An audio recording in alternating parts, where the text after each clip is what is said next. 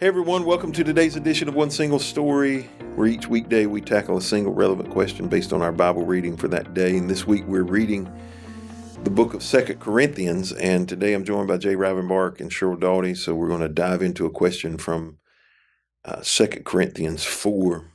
It says, we are pressed on every side by troubles, but we are not crushed. We are perplexed, but not driven to despair. We are hunted down, but never abandoned by God. We get knocked down, but we are not destroyed.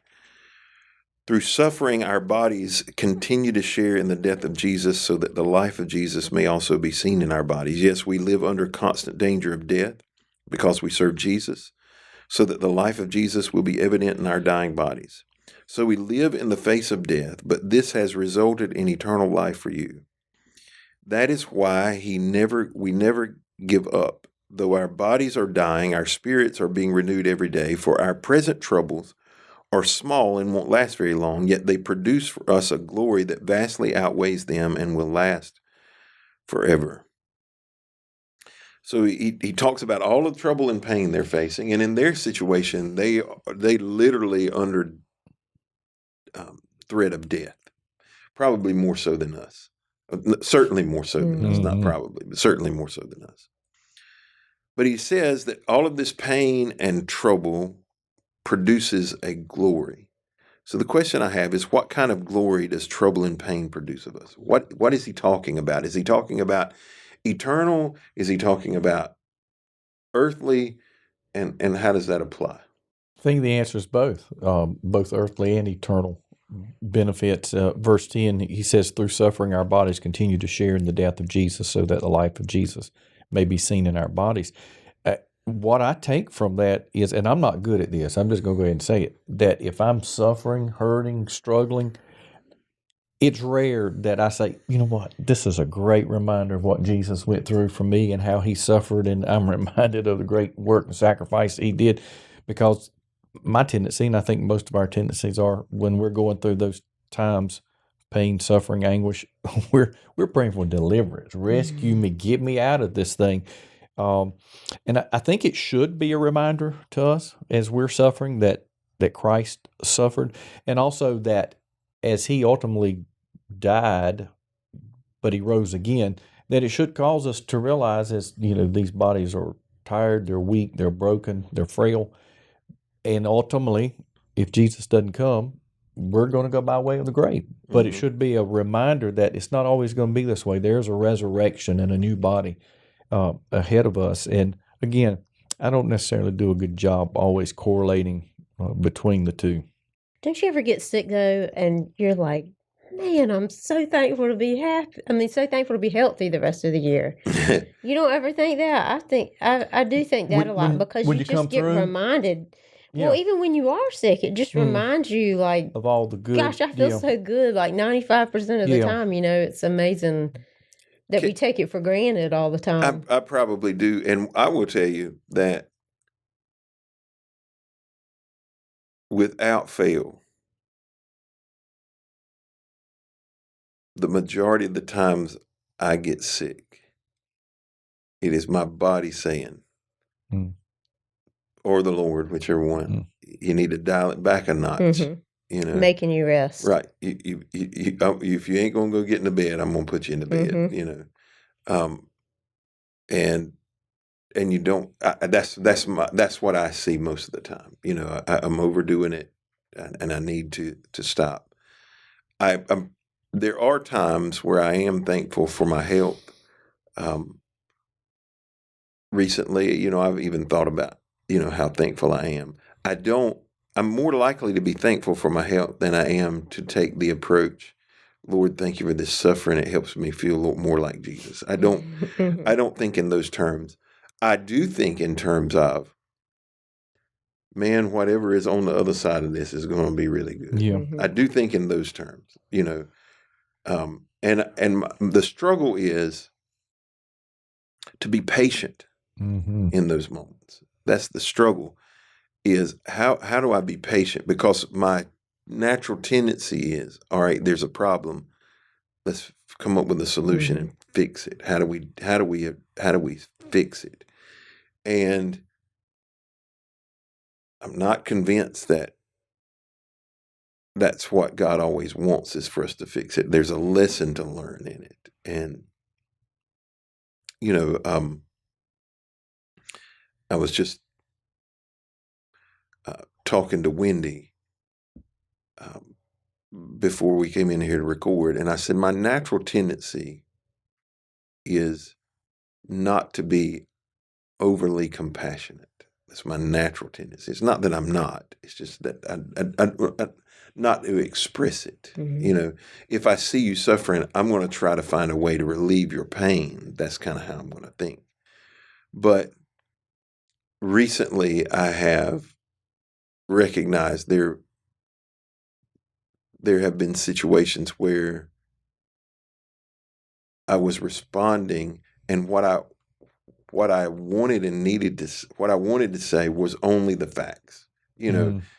Maybe somebody was asking this big long question, and the answer to it I could have answered in one sentence. But what are you laughing at, Sheryl? Because you communicate like I do.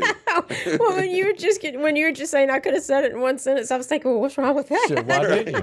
Mm-hmm. Well, I could respond in one sentence, and I understand. And a couple of times I did respond in one sentence, and their view is I don't care. Mm-hmm. But I do care. It's just like, but the facts are. Here's the facts. Let's just deal in the facts only.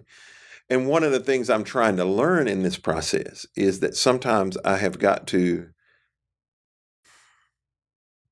What's the only word that's coming to my mind is not nice. I have got to offer them some comfort before I can give them the facts, so they can handle the facts better. I've got to recognize where they're coming from, because that's what they want. They want me to recognize, okay, this is where I'm coming from. And who you're talking to. Right. Yeah. And that's hard for me to do because, you've said multiple times, Sheryl, that you and I have a really easy time communicating, because you can walk in and say one thing and I'm fine with that. I can walk in and say one thing and, you're not going to get your feelings hurt, and you don't need me to sandwich it. Right. So I struggle with the sandwich. Give them 2 pieces of bread before you give them the mustard on the inside. I just want to give you the mustard. And you're that way, but everybody's not. No. And so for me, that's the thing I'm learning right now is I've got to be better at, okay, they gave me all of this information because they wanted some acknowledgement back. And then I can give them the facts. And that's a struggle. It really is a struggle for me. Well, I was just going to say that this chapter, in a sense, the beginning part of it is kind of like that, because I think from reading a lot of Paul's books that he was a very direct person. It's like, all right, let's get to the point. We got work to do here. Yeah. But he takes this several, 10 verses to basically say, suck it up. That's what he could have said, but he knew who he was addressing and that they needed to understand why every single inconvenience or painful thing that we had to go through as a result of being a Christian was not going to be eternal, that it was temporary, and that there is glory for it on the other side. Right. But, he was being sympathetic to the people that he was talking to by explaining it in a way that made them understand it instead of him smacking them in the face with it, So, Jay, you mentioned that it can be earthly glory and eternal glory. And I think the eternal glory for the average person is easy for us to comprehend. Crown, eternal life, a home in heaven, mansion in the sky, ever how you want, with Jesus. But what do you think earthly glory looks like? I think sometimes people see us in our pain, whether it's physical, mental, emotional, relational, and they see how we respond to that, how we deal with it, and there's an influence that comes out of that. I'm going to relate it very personally. Back a little over 3 years ago, I went through a painful season from an accident that physically was extremely painful and very protracted.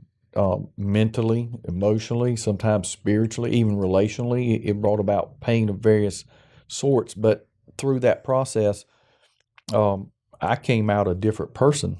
Right. I'm a lot more empathetic. Not that I wouldn't say that I'm good at empathy, but I'm a lot more empathetic with people. My heart of compassion is so much more sensitive than it used to be then. And I've had people throughout that time will say things like, I really appreciate and admire how you dealt with that. And I'm thinking, I didn't have a choice. I was in a situation I could control, but that pain, like any season of pain in my life, I look back and in essence, I had a choice to make.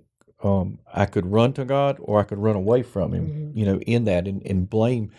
And it, in a sense, forced me to reprioritize my life and what was important, because during seasons of pain, you look at everything differently and you realize that's important, that's not, that is.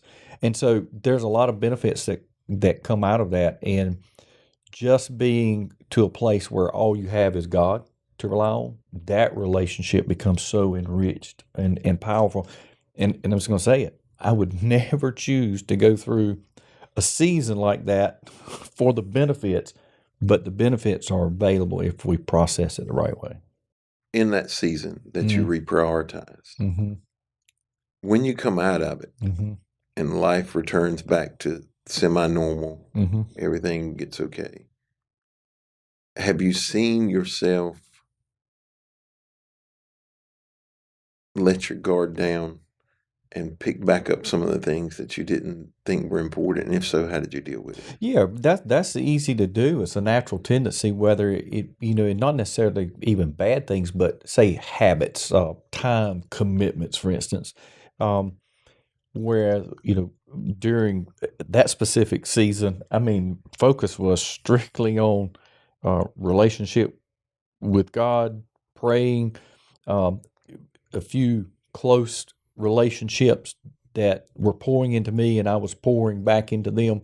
And then as things get better, the tendency is life returns to somewhat normalcy. Then there's all this competition for your time and your effort and your energy to kind of get away from some of that. And sometimes reminders are a good thing. Say, you know what? This isn't bad, but there's a better. My priority needs to be here. This needs to be first, and this needs to be second, and this needs to be third.